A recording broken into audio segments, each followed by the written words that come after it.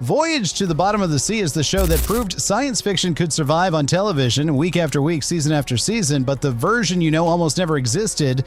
Did you know the man who played Scotty on Star Trek was offered a lead role and turned it down? Or that the entire set was recycled from a 1961 movie, saved from a storage warehouse to launch a 4-season franchise? Attention, all hands. Brace for wave impact. Today we're uncovering 15 hidden truths about Voyage to the Bottom of the Sea 1964, Voyage to the Bottom of the Sea, including the real reason the show never had a single regular female character. Irwin was totally devoid of humor, and I think he ruined it. 1. The entire series was built on recycled movie sets.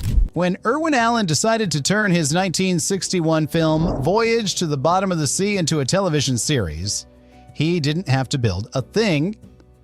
The film's detailed sets, costumes, props, and scale models had all gone straight into storage after the movie wrapped. Allen simply pulled them back out. This saved the production an enormous amount of money. Before a single episode was written, the Seaview submarine set, the costumes, and the special effects models, and everything audiences watched for 4 seasons and had already been paid for by the movie 3 years earlier. It was one of the smartest cost-cutting moves in television history. Engine room. Ahead 1/3. Allen took a hit film, banked everything that made it work, and used that investment as the foundation for the longest-running science fiction series of the entire 1960s. 2. The submarine models originally cost $200,000 and won 2 Emmys. 3 scale models of the Seaview were built for the original 1961 film by model maker Herb Cheeks at 20th Century Fox. They were 4 feet, 8 feet, and 17 feet long, respectively. Together, they cost $200,000 to build in 1961, a significant sum for model work at the time. When the TV series launched, those same models were pulled into service. Special effects cameraman L.B. Abbott filmed them throughout the run of the show, and his work won 2 Emmy Awards for Outstanding Special Photographic Effects. The 17-foot model eventually found its way to the Museum of Science Fiction in Seattle, where it remains on display. A 3-foot flying submodel was also built for close-ups and aerial sequences. Over the course of seasons 2 through 4, 6 different flying submodels were used in total, as earlier versions were damaged or wore out. 3. The pilot was filmed in color, then broadcast in black and white. The very first episode of Voyage to the Bottom of the Sea, titled 11 Days to Zero, was filmed entirely in color. That was the version Irwin Allen intended audiences to see. It was rich, detailed, and designed to show off the Seaview and her crew at their best.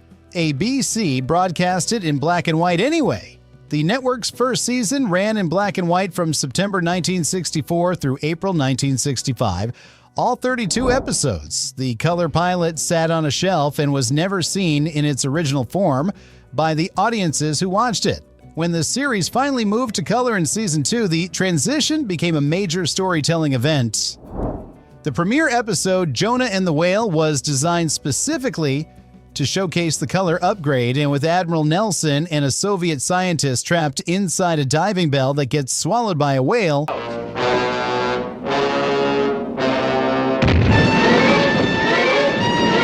4. James Doohan turned down the role of Chief Sharkey to become Scotty. During casting for the show's recurring crew roles, James Doohan was offered the part of Chief Francis Ethelbert Sharkey, the Seaview's chief petty officer. He appeared in 2 early episodes in 1964, playing different characters. When the offer for a permanent role came, he turned it down. The reason was timing. That same week, he was offered the role of Chief Engineer Montgomery Scott aboard the Starship Enterprise on Star Trek. Doohan chose Star Trek. Terry Becker took the Sharkey role instead and stayed with Voyage to the Bottom of the Sea through the remainder of its run. The 2 shows ran at the same time on different networks, and one of those decisions launched one of the most beloved characters in science fiction television history. 5. Richard Basehart earned $25,000 per episode, and it changed the entire show. Richard Basehart was one of the most respected dramatic actors in Hollywood when Irwin Allen cast him as Admiral Harriman Nelson. His film credits included Moby Dick and Federico Fellini's La Strada. His presence gave the series immediate credibility. It also came with a substantial price tag. Basehart reportedly earned $25,000 per episode, a very high salary for 1960s television. That single cost shaped decisions across the entire production. According to David Hedison, who played Captain Crane, Allen's budget concerns over Basehart's salary contributed directly to one of the show's most unusual characteristics. Voyage to the Bottom of the Sea never had a single regular female character across its entire 4-year run. Allen reportedly believed female cast members would require more time in hair and makeup, adding cost he didn't want to absorb on top of Basehart's pay. David Hedison had already turned down the role once for the 1961 film. Before David Hedison became Captain Lee Crane on the TV series, he was offered the exact same character in the original 1961 film. He turned it down. Hedison had just finished working with Irwin Allen on The Lost World and simply didn't like the Voyage script enough to commit to it. The film role went to Robert Sterling instead. Hedison moved on to other projects. 3 years later, Allen came back with the television series and offered Hedison the role again. This time, he said yes. The character he had passed on for the big screen became the role he played for 110 episodes across 4 years. Ironically, the version Hedison rejected, the 1961 film, is the exact production whose sets and models made his TV version possible. He turned down the foundation and ended up living in the house. 7. Richard Basehart was hospitalized mid-season and written around. During production of Season 2, Richard Basehart was hospitalized with a bleeding ulcer. The illness hit in the middle of an active production schedule, with episodes already committed and broadcast dates locked in. Allen and his writers had to work around the absence of their lead actor in real time. Basehart managed to film his scenes for one episode, The Monster's Web, before going into hospital.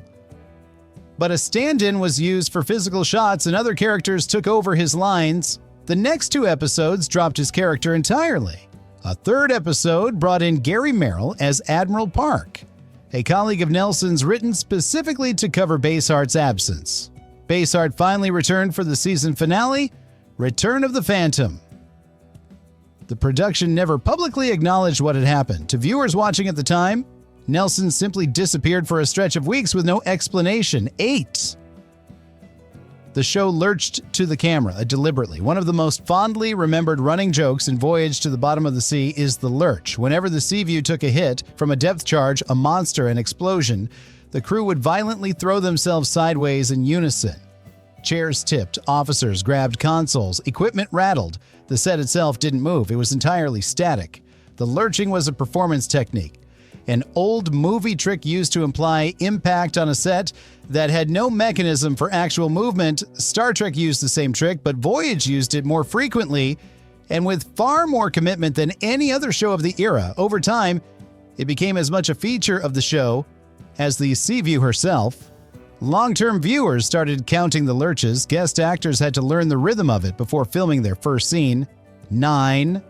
The show remade the original film as a full episode, using its own footage.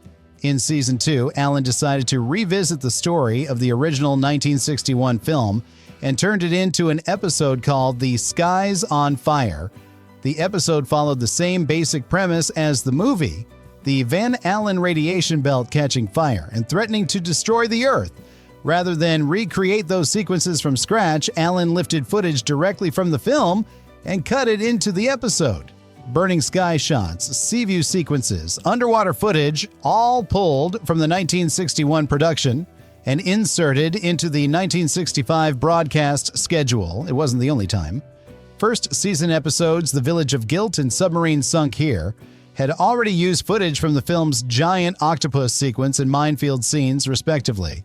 Allen recycled his own work across multiple episodes whenever the footage matched well enough to cut in. 10. The show ran 3 Irwin Allen series simultaneously in Season 3. By the time Voyage to the Bottom of the Sea entered its 3rd season in 1966, Irwin Allen was running 3 science fiction television series at the same time. Lost in Space was in its 2nd season, The Time Tunnel had just premiered, and Voyage was still going strong on Sunday nights. All 3 shows shared the same production infrastructure at 20th Century Fox, the same studio, the same crew pool, the same costume and prop departments. Costumes and creature effects cross between productions. A monster suit built for one show could appear in another with minor modifications. Allen was, in effect, running his own private science fiction television factory. No single producer in the history of American television has ever run 3 concurrent genre series simultaneously, before or since. 11, the show never cracked the top 30 and ran 4 seasons anyway. Voyage to the Bottom of the Sea was never a ratings powerhouse. Despite being the longest-running science fiction series of the 1960s, it never broke into the Nielsen top 30 shows for any of its 4 seasons on air. Part of the problem was scheduling. ABC moved it from Monday nights in season 1 to Sunday nights for the remaining 3 seasons, placing it directly opposite Walt Disney's Wonderful World of Color on NBC. One of the most consistent family audience draws on television. It survived anyway. Strong merchandise sales, international syndication deals, and ABC's need for stable genre programming kept it running long after its ratings alone would have justified cancellation.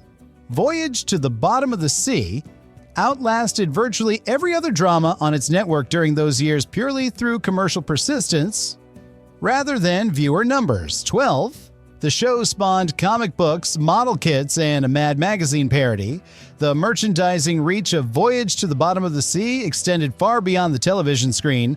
Gold Key Comics launched a tie-in comic book series in December 1964 that ran for 16 issues through 1970. Most covers were painted by George Wilson with photos of Basehart or Hedison on the majority of them. Aurora Plastics Corporation produced model kits of the Seaview and the flying sub that became some of the best-selling science fiction model kits of the 1960s and 1970s. Fans built them by the millions. Collector copies still sell today. In March 1966, Mad Magazine ran a full parody of the show titled Voyage to See What's on the Bottom, featuring a submarine called the Seaview and a flying sub called Son of Seaview. Being parodied by Mad in the 1960s was a reliable indicator that a show had genuinely penetrated the culture. 13. The show went from Cold War thriller to monster parade and never recovered its tone. The first season of Voyage to the Bottom of the Sea was rooted in Cold War politics. The threats were foreign governments, enemy agents, saboteurs, and submarine warfare. The Seaview was a vehicle for geopolitical tension dressed in science fiction clothing. It was tense, serious, and genuinely unsettling at times. When color arrived in Season 2, the tone shifted. Monsters became the dominant threat. Werewolves, mummies, talking puppets, a disembodied brain from outer space, lobstermen, flame men, frostmen, and fossil men all came aboard the Seaview over the following 3 seasons. By Season 4, the show had abandoned almost everything that made the first season distinctive. Richard Basehart, watching his career stall inside a submarine full of rubber suits, became visibly indifferent on screen. In one oft-cited scene, with the Seaview overrun by hostile seaweed again, Basehart grabbed a laser with barely concealed boredom and flatly announced they'd burn it. 14. The Seaview's doctor never had a name, and nobody noticed for years. The SSRN Seaview had a doctor aboard throughout the series. He appeared regularly, treated injuries, gave medical reports, and was a visible part of the crew. His name was never revealed in any episode across all 4 seasons. Actor Richard Bull played the character for much of the run. When asked about his character's name in later years, Bull confirmed he had never been told what it was. The production simply never established one. Writers referred to him in scripts generically, and nobody ever flagged the oversight. Kowalski and one of the show's most prominent recurring enlisted crew members also had his first name kept secret for the entire run. When his brother appeared in one episode, the character referred to him only as Kid. Both men spent 4 years on a submarine together without their first names ever being spoken aloud on screen. 15. The Seaview's 17-foot model still exists and is on public display. Of the 3 original Seaview models built for the 1961 film and used throughout the television series, the largest, the 17-foot version, survived. The 8-foot model was modified beyond recognition for a 1978 TV series called The Return of Captain Nemo and is believed to have been destroyed. The 4-foot display model ended up in a private collection. The 17-foot model was preserved. It is currently on display at the Museum of Science Fiction in Seattle, Washington, one of the few surviving large-scale physical artifacts from 1960s American science fiction television. For a show that ran 110 episodes across 4 years, spawned multiple spin-off series, and launched Irwin Allen's career as the dominant force in genre television, the survival of that model is one of the more unlikely happy endings in production history. The Seaview that lurched through 1,000 rubber monsters made it out intact. Voyage to the Bottom of the Sea spent 4 seasons asking what was waiting in the deep, and the answer kept getting stranger every year. What was your favorite monster the Seaview ever faced? Drop it in the comments, and if this one took you back, subscribe. There's a lot more waiting below the surface.